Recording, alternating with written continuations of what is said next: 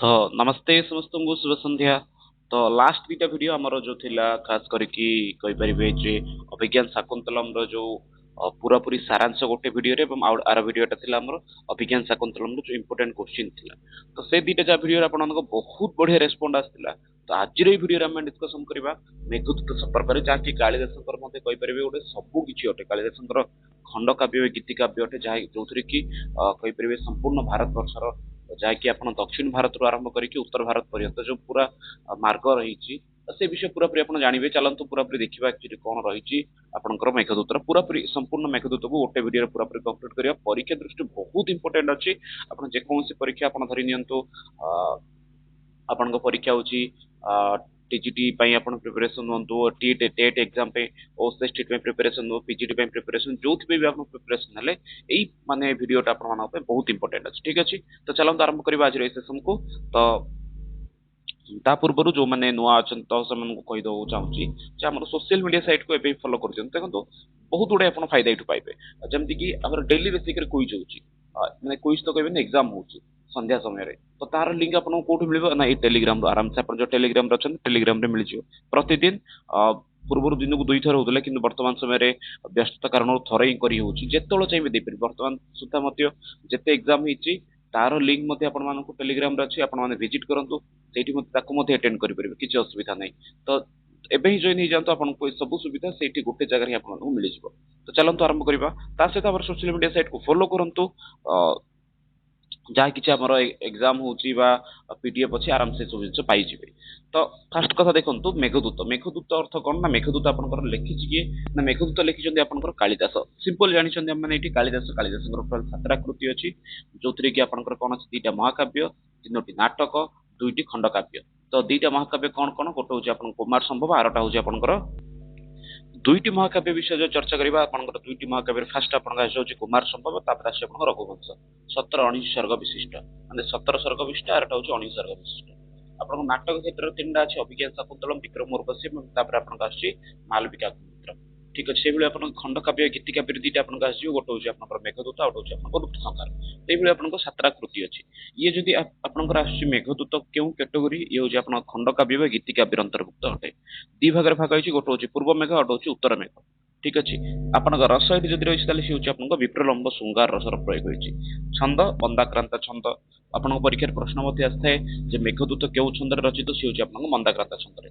मेघदूत रीति वैदर्भी रीति ये अटंती वैदर्भी रीति अछि उपजीव्य तो उपजीव्य एक्जाक्टली यार उपजीव्य कौन जिनस अछि बोली कहि परिबन तथापि हम कहि परिबा ब्रह्म वैवर्त पुराण रु एवं आपनकर वाल्मीकि रामायण ए दिटा को आधार करके आपनकर मेघदूत को लेखा जाइछि। नायक नायक ना होची जक्ष जाकी ब्रह्म वैवर्त पुराण अनुसार अटे एवं आपनकर नायिकार ना होची यक्षिणी जी की होची विशालाक्षी जार ना रहिछि। ठीक अछि नायक ना होची हेममाली एवं नायिकार ना होची विशालाक्षी। तो जीवा नेक्स्ट कथा देखिबा आपनकर दूत रूप रे ये आपण कोन करा जायछि ना गीतटू गायकी जक्ष को कोन कराइछि जक्ष मेघ को पठाइछि। तो सेही कारण ये आपनकर कोन ओटे दूत काव्य रूप रे मते प्रसिद्ध अटे। या ऊपर जो देखिबा आपण 50 रु अधिक टीका लेखा जायछि। ठीक अछि 50 रु अधिक टीका लेखा जायछि किंतु से भितरु आपनकर कोन अछि मल्लीनाथंकर मल्लीनाथंकर जो संजीवनी टीका थिला ताहा सबुठु प्रसिद्ध अटे। मन रखंतु जद्यपि आपरे टीका संख्या सबुठु अधिक अछि किंतु सबुठु प्रसिद्ध टीका आपनकर कोन अति होची आपन मल्लीनाथंकर संजीवनी टीका। तो जर्मन विद्वान मैक्सिमल जानिथिए नाटा जी क्या को अनेक कौन करथिले ना अनुवाद मध्य करिसंती से पर बहुत विदेशी मध्य याको कौन करछन्ती गद्य पद्य रूप रे अनुवाद करछन्ती हिंदी भाषा रे मध्य पाखापाखि 6टा आर अनुवाद अछि से पर भारे आपन ओडिया रे मध्य यार मध्य अनुवाद रहिछि। ठीक अछि पद्य आकार मध्य ओडिया रे मध्य यार अनुवाद ହେଇଛି क्षेमेन्द्र। तो क्षेमेन्द्र कालिदासंकर मंदाक्रांत छंद को प्रशंसा करी कौन कहते सुबसा कालिदासस्य मंदाक्रांता विराजते।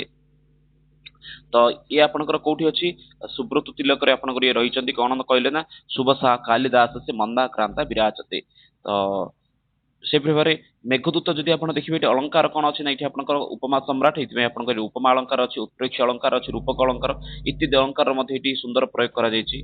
डॉक्टर कीथ मेघदूत को कोन कहिसंती ना शोक गीत बोली कहिसंती मन रखंतु कोन कहिसंती शोक गीत बोली कहिसंती।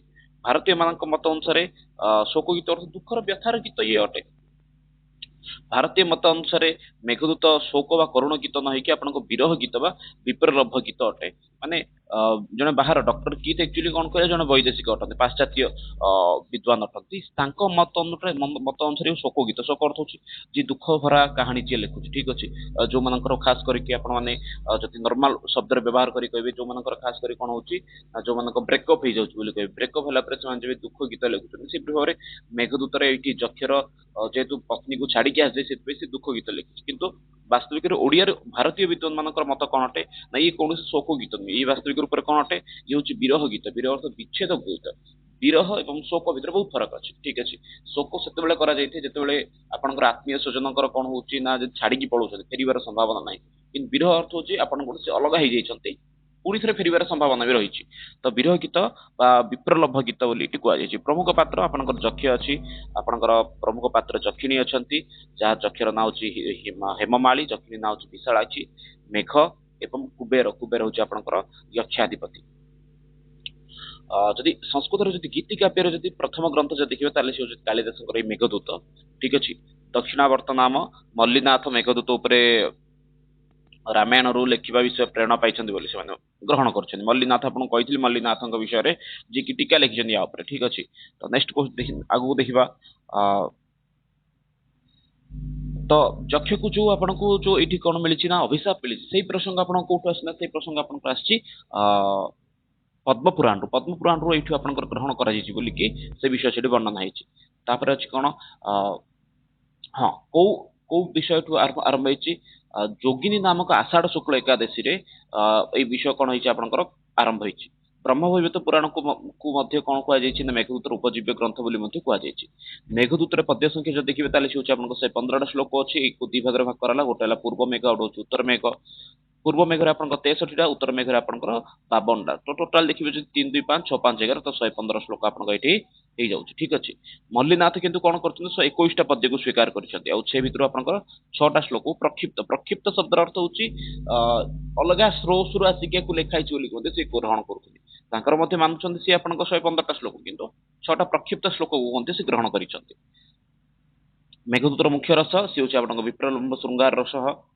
ତାପରେ ଦେଖିବା ତ ସମ୍ପୂର୍ଣ୍ଣ ମେଘଦୂତ ଯଦି ଦେଖିବା ଆମେ, ସମ୍ପୂର୍ଣ୍ଣ ମେଘଦୂତରେ ଆପଣଙ୍କର କେଉଁ ଛନ୍ଦର ପ୍ରୟୋଗ ହେଇଛି, ସେ ହଉଛି ଆପଣଙ୍କ ମନ୍ଦାକ୍ରାନ୍ତ ଛନ୍ଦ, ଠିକ ଅଛି। ପରୀକ୍ଷାର ବେଳେ ପ୍ରଶ୍ନ ପଚାରେ ସମ୍ପୂର୍ଣ୍ଣ ମନ୍ଦାକ୍ରାନ୍ତ ଛନ୍ଦସି ରଚିତମ୍ କାବ୍ୟମ୍ କିମ୍, ତ ସମ୍ପୂର୍ଣ୍ଣ ଯଦି ମନ୍ଦାକ୍ରାନ୍ତ ଛନ୍ଦରେ ଯଦି କୌଣସି କାବ୍ୟ ରହିଛି ତାହେଲେ ସେ ହଉଛି ଆପଣଙ୍କର କଣ କଣ ସେ ହଉଛି ମେଘଦୂତ। ଯକ୍ଷାଧିପତି କିଏ ଅଟନ୍ତି ନା କୁବେର ଅଟନ୍ତି। ଏଇଠି ଆପଣଙ୍କ କୋଶ୍ଚିନ୍ ବେଳେ ବେଳେ ରହି ଯକ୍ଷାଧିପତି କିଏ ନା ସିଏ ହଉଛନ୍ତି କିଏ ଅଟନ୍ତି ନା କୁବେର ଅଟନ୍ତି। ନିଜ କାମରୁ ପ୍ରମାଦ କାରଣରୁ ଯକ୍ଷ କଣ କରିଛନ୍ତି, ଯକ୍ଷଙ୍କୁ କଣ ଦେଇଛନ୍ତି କୁବେର ନା ଅଭିଶାପ ଦେଇଛନ୍ତି, ଠିକ ଅଛି। ତ ସମ୍ପୂର୍ଣ୍ଣ ମେଘଦୂତ ଯଦି ଦେଖିବା ଏଇ ବିଷୟ କୋଉଠି ମଧ୍ୟ ନାହିଁ ଯେ କେଉଁ କାରଣରୁ ତାଙ୍କୁ ଦେଇଛନ୍ତି, ସେଇ ବିଷୟ ଏଇଠି ପୁରା ସମ୍ପୂର୍ଣ୍ଣ ମେଘଦୂତରେ କୋଉଠି ମଧ୍ୟ ନାହିଁ। ଏମିତି ବି ନାହିଁ ଯେ ଯକ୍ଷ ଏବଂ ଯକ୍ଷିଣୀ ଏଇ ଦି ଜଣଙ୍କ ନାଁ କଣ ତାହା ମଧ୍ୟ କୋଉଠି ମଧ୍ୟ ଉଲ୍ଲେଖ ନାହିଁ, କିନ୍ତୁ ବ୍ରହ୍ମବୈବର୍ତ ପୁରାଣରେ ଯକ୍ଷର ନାଁ ହେମାମାଳି ତଥା ଯକ୍ଷିଣୀ ନାମ ବିଶାଳାକ୍ଷୀ ବୋଲି ମଧ୍ୟ ଆପଣମାନଙ୍କୁ ସୂଚନା ମିଳେ। ତ ତାହା ପ୍ରସଙ୍ଗ ଦେଖିବି ଯଦି ମାନେ ପ୍ରାରମ୍ଭିକରେ ହିଁ ଆପଣଙ୍କର ସୂଚନା ଦେଇଛି ଆକ୍ଚୁଆଲି ଯକ୍ଷ ନିଜର କାମର ଆସକ୍ତି କାରଣରୁ, ପତ୍ନୀଙ୍କ ଆସକ୍ତି କାରଣରୁ କାର୍ଯ୍ୟରୁ ସେ ପ୍ରମାଦ ହେଇଯାଇଛି, ସେଇଥିପାଇଁ କୁବେର ତାକୁ ଏକ ବର୍ଷ ମନେ ରଖନ୍ତି ଧାରଟା, ଗୋଟେ ବର୍ଷ ପର୍ଯ୍ୟନ୍ତ ତାଙ୍କୁ କଣ ହେଇଛି ନା ପତ୍ନୀ ଠାରୁ ଦୂରେଇ ରହିବାର ଅଭିଶାପ ମିଳିଛି। ସାପର କାରଣରୁ ସେ କୋଉଠି ରହିଛି ନା ଯକ୍ଷ ରାମଗିରି ପର୍ବତରେ। କୋଉଠୁ ପର୍ବତ ରହିଛି? ରାମଗିରି ପର୍ବତରେ। ପ୍ରଥମ ଶ୍ଲୋକରେ ଦେଇଛି କଣ ସ୍ନିଗ୍ଧଶ୍ଛାୟାତରସୁ వసతిం రామగిర్యాశ్రమేషు, ସ୍ନିଗ୍ଧଶ୍ଛାୟାତରସୁ వసତିం ରାମଗିରିଆଶ୍ରମେଷୁ, ରାମଗିରିଆଶ୍ରମେଷୁ କଶ୍ଚିତ୍ ଯକ୍ଷ ବସତିಂ ଚକ୍ରେ।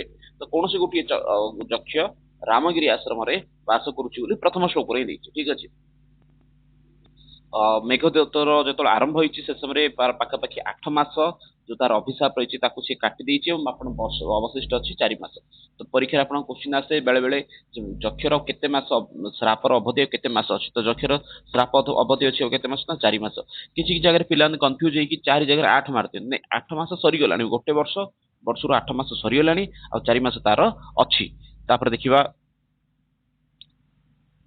ମେଘଦୂତର ଯୋଉ ନାୟକ ଅଛି ସିଏ କୋଉ ପ୍ରକାର ନାୟକ ନା ସିଏ ହଉଛି ଧୀର ଲଳିତ ନାୟକ, ଯକ୍ଷିଣୀ ହଉଛି ସ୍ୱକୀୟା ଏବଂ ପଦ୍ମିନୀ ନାୟିକା। ଆମେ ଅଭିଜ୍ଞାନ ଶାକୁନ୍ତଳମରେ ପଢିଥିଲେ, ଅଭିଜ୍ଞାନ ଶାକୁନ୍ତଳମରେ କଣ ଧୀରୁ ଦତ୍ତ ନାୟକ ଥିଲେ ଆପଣଙ୍କର ଦୁଷ୍ୟନ୍ତ। मेघदूतरे जदि आपनकर गुण जदि कोन ताले से होची प्रमाद एवं माधुर्य गुण रे एठी आपनकर रहिछि एवं वैदर्भी रीतिर अधिकाधिक प्रयोग होईछि समाज देखियो मेघदूत मेघ एव दूत यस्मिन् काव्य तद् भवति मेघदूत मेघ जो काव्य रे दूत होईछि से काव्य होची आपनकर मेघदूत को आधार करिक परवर्ष में बहुत गुडी दूत काव्य लिखा होईछि परिकि हंसदूत पवन दूत एई सब काव्य मते परवर्ष समय रे लिखा जाईछि ठीक अछि दूत काव्यर परंपरा भितरे मन आसुछंती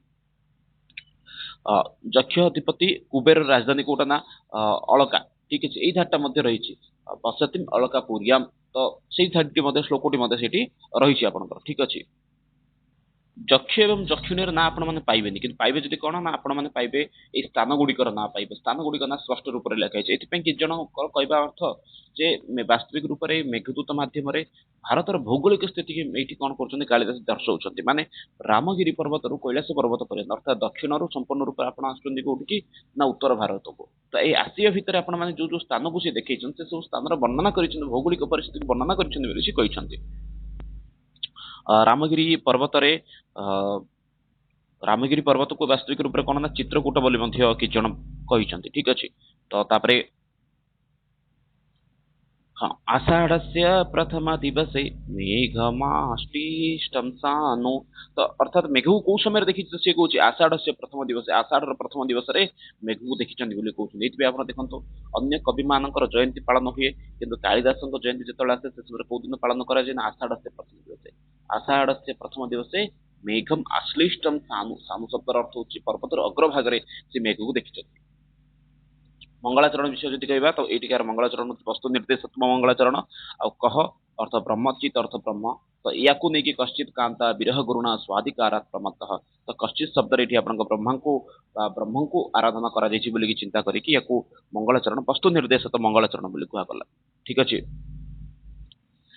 तापर अछि ना हां मेघदूतरे जो जक्षर स्थिति रही ताकू देछि एठी ना कांता विरह कारणरू कनक वलय भ्रंशरिक्त प्रकोष्ठ सेठी मध्ये गोटे धारटी रही आई थिंक 2 या 3 नंबर श्लोक रे ना कनक वलय भ्रंशरिक्त प्रकोष्ठ अर्थात निज पत्नी ठारू दूरे जाइथिबा कारणरू तांकर हातर जो चूड़ी थिला से कोन होई जाइछि ना भ्रष्ट होई जाइछि पड़ी जाइछि तो निजर पत्नीर जो विरह व्याथा को जणाया पई से कहार माध्यम नैछि ना से माध्यम नैचंती कहार ना मेघर माध्यम नैचंती ठीक अछि तो तापर धाडी दैछि तो कोन अछि धुआं अग्नि जल वायु तो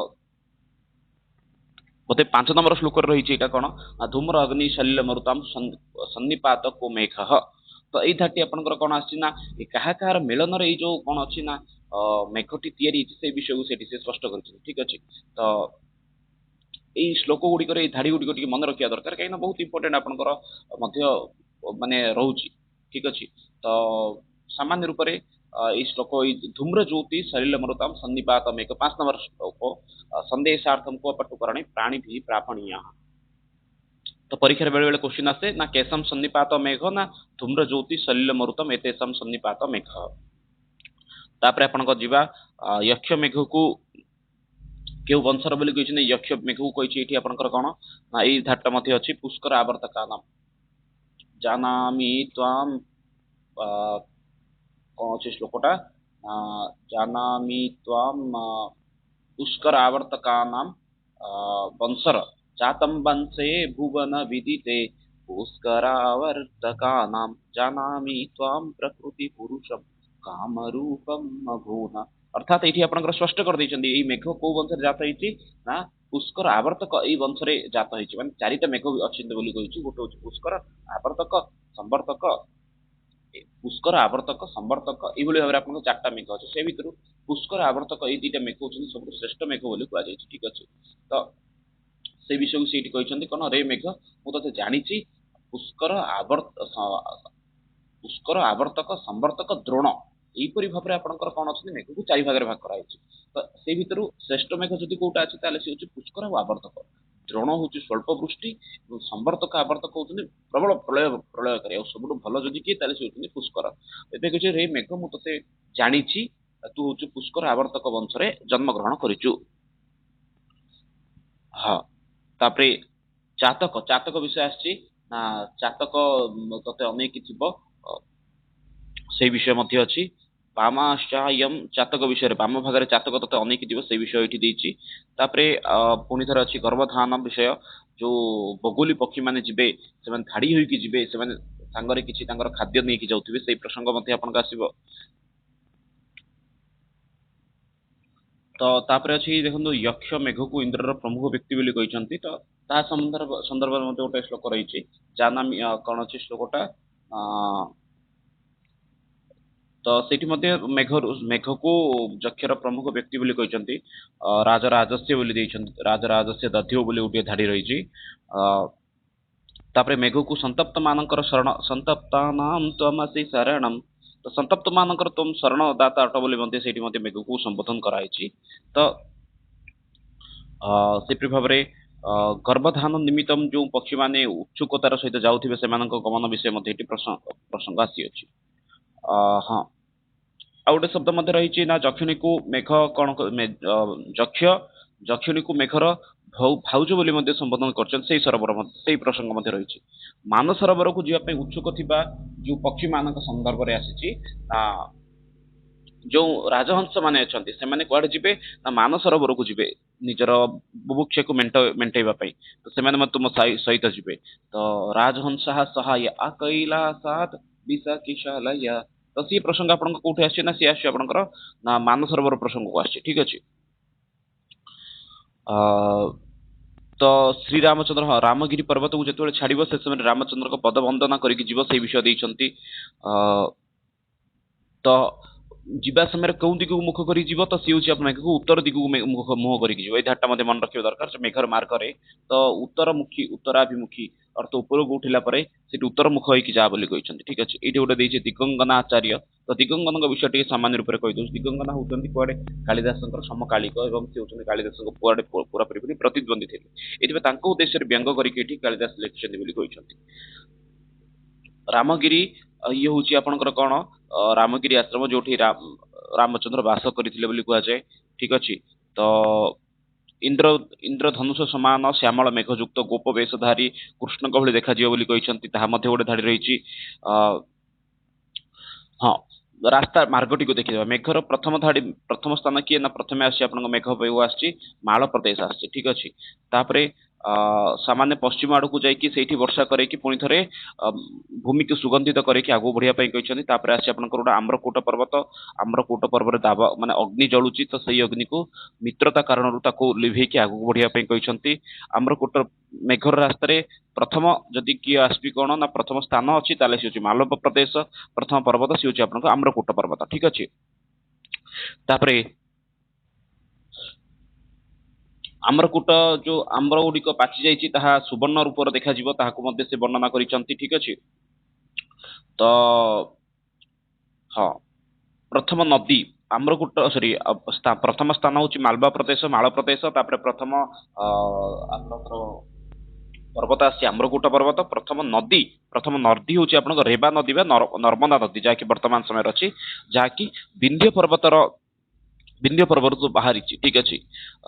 ନର୍ମଦା ନଦୀରେ ଜଳରେ ହାତୀ ମାନଙ୍କର ସୁଗନ୍ଧିତ ଯୋଉ ବାସ୍ନା ଅଛି ତାହା ଅଛି। ଜାମୁ କୋଳିର ଯୋଉ ଗଛ ଗୁଡିକର ଡାଳ ଗୁଡିକର ଔଷଧୀୟ ଗୁଣ ଗୁଡିକ ମଧ୍ୟ ସେଇଠି ରହିଛି। ତ ସିଏ ଆପଣଙ୍କ ଆସିଛି ବର୍ତ୍ତମାନ ସମୟରେ ରେବା ନଦୀ ସମ୍ବନ୍ଧରେ ବା ନର୍ମଦା ନଦୀ ସନ୍ଦର୍ଭରେ। ତ ରେବା ନଦୀକୁ ପାର କଲା ପରେ ମେଘ ଯାଇକି ପହଞ୍ଚିବ କୋଉଠି ନା ସେ ହଉଛି ଦଶାନ୍ନ ସ୍ଥାନରେ ଯାଇକି ପହଞ୍ଚିବ, ଯାହାକି ବର୍ତ୍ତମାନ ସମୟରେ ଛତିଶଗଡ଼ ରାଜ୍ୟରେ ରହିଛି। ଛତିଶଗଡ଼ର ବିଦିଶା କଣ କହିପାରିବେ ନା ତାର ରାଜଧାନୀ ହଉଛି କଣ ବିଦିଶା। ବିଦିଶା ସମ୍ପର୍କରେ ମଧ୍ୟ ବହୁତ ପ୍ରସିଦ୍ଧ କଥା ଅଛି, ସେଠିକାର ଲୋକମାନେ ଗଲେ ସେଇଠିକି ତୁମକୁ ସେ ବିଷୟ କହିବେ। ଠିକ ଅଛି। ବିଦିଶା ନଦୀ ଆପଣଙ୍କର କୋଉଠି ଅଛି? ବିଦିଶା ନଦୀ ଆପଣଙ୍କ ବେତ୍ରବତୀ ନଦୀ ତଟରେ ଆପଣଙ୍କର ବିଦିଶା ନଦୀ ରହିଅଛି। ତ ବେତ୍ରବତୀ ନଦୀକୁ ଉପମା, ତ ନଦୀକି ମଧ୍ୟ ନାୟିକା ଭଳି ସେ ତୁଳନା କରିଛନ୍ତି ପାଖାପାଖି। ତ ଛାଡନ୍ତୁ ସେ ବିଷୟକୁ ଯିବାନି। ବିଦିଶା ମେଘ ନିଚେଇ ନାମକ ପର୍ବତରେ ଟିକେ ସମୟ ରହିବ, ତାପରେ ଆଗକୁ ବଢିବ। ତ ତା ପରବର୍ତ୍ତୀ ସ୍ଥାନ ତାର ହଉଛି ଉଜ୍ଜୟିନୀ ଆସିଯାଇଛି। ଉଜ୍ଜୟିନୀରେ କଣ କଣ କରୁଛି ସେଇ ବିଷୟକୁ ଏଠି ଦେଇଛି।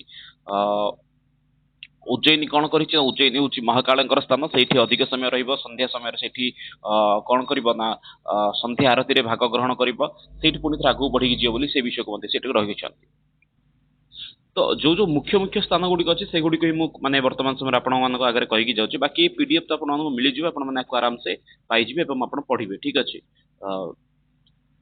तो तापरे हाँ अबंती बुद्ध जन्म माने बच्छ राजंकर जो विषय वस्तु अच्छी जहाँकि आप स्वप्नवास बदतम रही से कथा को सेठिकार बुद्ध जन्म माने कहे से विषय को तापरे शिप्रा नदी प्रसंग आसी शिप्रा नदी पर उज्जैन जो उदयन महाराज प्रद्युतंकर पुत्री बासवदत्त को अपहरण करते से विषय आसपे तो जिते उज्जैन की मेघर गमन ही से समय उज्जैन रे मेघर निवास स्थान कौटी अच्छी ना जिते से उच्च उच्च घर गुड़िक अच्छी तो से मेघ को रात्रि रही मेघ को यक्ष कही ठीक अच्छे तापरे गंभीरा नदीर विषय वस्तु को आसी गंभीरा नदीर प्रसंग आसी गंभीर नदी मध्य प्रवेश करिकी ताहार जल को पान करने सी विषय को उल्लेख करिसंती देवगिरी पर्वत हूँ स्कंद स्वामी जी स्कंद स्वामी अर्थात कार्तिकेय स्थान अटे से मेघ वर्षा करिकी कौन कर मयूर मान नृत्य नाच कर से विषय प्रसंग वर्णना करिसंती एवं से मयूर पिंच को भवानी माने पार्वती निजर मुंडरे धारण करती वर्णना रही तापरे रंती देवंकर जो चर्मवती प्रसंग आसी चर्मवती नदी आपण अच्छी दशपुर स्त्री मान प्रसंग आसी दशपुर